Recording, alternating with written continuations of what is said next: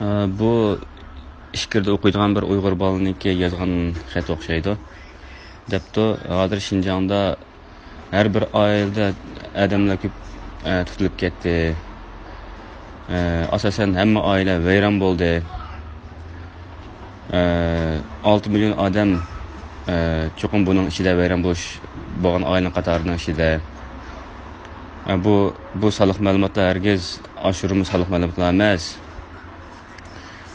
G'ul shaharning o'zilamkin 3 million odam bor. 3 million odam bor bir shaharda 13 tal tarbiyalash markazi bor. Har bir tarbiyalash markaziga 20 ming odam patidi. Bu taxi noiladagi tarbiyalash markazini o'ziga olmaydi. Anlasa qaraganda Shinjongda hozir odam tutish to'xtatdi, chunki tutilgan odam qolmadi Shinjongda. Shinjongniki yezlarda 90% odam yo'q hozir. 90% odam yo'q. Shaharlar bo'lsa qop-quruq bo'lib qoldi. Nadi bir bozor, nadi bir masjidlarning hammasi vayron bo'ldi. Ana tilimiz yo'q bo'ldi. Ana tilga aloqador kitob, islomga aloqador kitoblarning hammasi, madaniyatlarning hammasi ko'ydirib o'tildi. Ular bizni hozir Uyg'urcha so'zlashga qo'ymaydi. Bizning madaniyatimizni, o'zimizning madaniyatini o'rganishga qo'ymaydi. Har qanday bir yig'ilishlarga ham qatnashga qo'ymaydi. Hatto urug'chi qalinimi o'zaro yo'qlashga qo'ymaydi. O'zaro telefon qilib qo'ymaydi. Natnush kelgan telefonni og'ilib qo'ymaydi. Bizni majburlab xanzular bilan birga tomoq yeyishga, birga uxlashga, xanzular bilan to'y qilishga majburlaydi. Har bir Uyg'ur oilasi oz deganda har oyda oz deganda 3 qatim xanzular bilan barrikada qilish kerak, ya'ni xanzularning uyida yetib qo'pish kerak. Bularning hammasi majburlikdan bo'layotdi. Hech qanday bir odam buni xohlamaydi. Ammo qaraganda Shizangda 3 million nüfusniki faqat 16 odam qoldi deb shunday xabar bor. Qolganlar tutilib ketdi deb. Buniki rashalg'aligini belgilab bo'lmaydi. Biroq bir haqiqat shuki, Chenjuango bu dediki 11 million Uyg'urniki hammasi tutilish kerak. Birsin qochilib qo'yib bo'lmaydi degani bu ras. Ular bizni, ya'ni Xitoylar bizni tutishga hech qanday bizni o'ltirishga hech qanday bonus topolmaydi. Ular xalqaroniki va Amerikaniki kishilik huquqini daftar qildi degan gapni qo'rqiblamki bizni o'ldirmadi. Shunga ular bizni tutish, sulash va o'zgartib tarbiyalash degandek banolar bilan tarbiyalash markaziga yig'ib, kollej yuyish va bizning madaniyatimiz, tariximizni yo'q qilish o'rnatydi. Bu tarbiyalash markaziniki sharoiti shu qadar nacharki, hattoki kirdigan o'pirnig'imi odamlar jahligidan paydo bo'lib turgan gap. Kunda faqat 2 vaqt tomoq va aytganligi basay sho'rpisi tushligi soat 2 atrofida bir qaç shipan. Bir kunda shu 2 vaqt tomoqdan boshqa yegan tomoqmi yo'q. Normal simizroq odam kirib ketsa, urug'lab chiqadi. Tirik odam uyiga chiqyotidi. U tarbiyalash markazidan chiqqanlari ularniki yaxshilik tutib chiqqanligi emas, balki tarbiyalash markazida ulay deb qolganda andikin chiqyotidi. Ular chiqqandan keyin bir kun yoki bir qancha kun yashaydi. Ko'pinchisi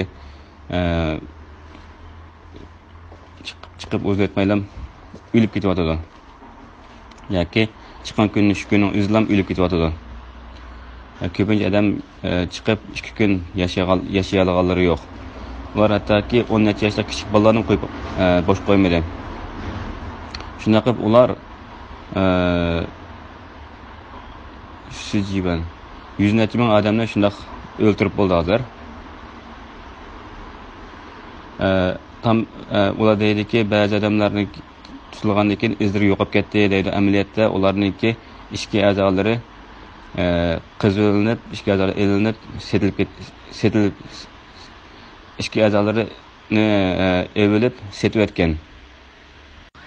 Şinjandagi kichik bolalar tutilib ketgan kichik bolalarniki ko'pinchisi ishkirdagi doktorxonalarga yetkaziladi. Va bu kichik bolalarning jasadi sirtlarda bayqalib, jasadning ichi qop-quruq holatda shunday bayqalyotdi. Ular nihoyatda ko'p odamni tutdi. Ular tutgan sababdan ularni beqish og'ir bir masalaga yuzib keldi. Kuniga bir basa sho'rpsilar shipan berishmi?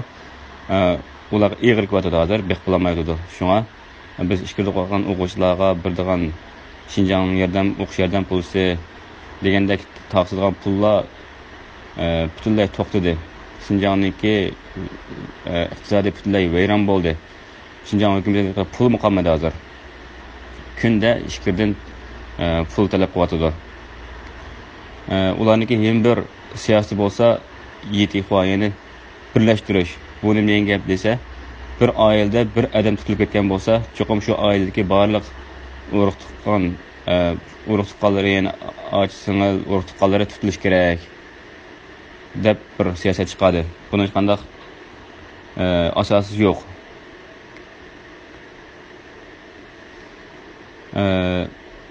Ya'ni asossizlamkin bir oilada bir odam turmushga kirgizsa, hamma odam kiritish kerak degan bir siyosat chiqadi. Uyg'urlar hozir chet elning naqshini olsa bo'lmaydi, chet elning kinosini ko'rsa bo'lmaydi, hatto chet eldan kirgizgan yemekni yesin bo'lmaydi. Chet el bilan aloqalash texim bo'lmaydi. O'zini men turk qavmidan deyishkim bo'lmaydi. Chuqum o'zi bir Xanzu millatining ekanligini e'tirof qilish kerak. Bir kun bilan uchrashgan vaqtda men assalomu alaykum degan gapni deyishga bo'lmaydi. Agar shunday degan gap bayqalib qolsa, oz deganda bir yil kesildi. Qur'ondan bir jumla so'z o'qiyoladigan odam, mayli bismillah degan gap bo'lsa-mu, o'qishni bilgan odam 10 yillik kesilyotdi. Davlat naqshisini o'qiyamaydigan odam 15 yillik kesilyotdi. Meniki Janubiy Şinjanda turishliq bir do'stim menga javob turishini aytdiki, ularning oilasidagi hammadan hozir turmaga kirishibdi. Uzun o'tmay, ya'ni bir qancha kun ulmi kiritish mumkin ekan. Chunki u ishkir bilan telefonda paranglashibdi. Bizning Uyg'ur millati hozir yo'qolish girdobga keldi. Bizlar nimani xato qildik?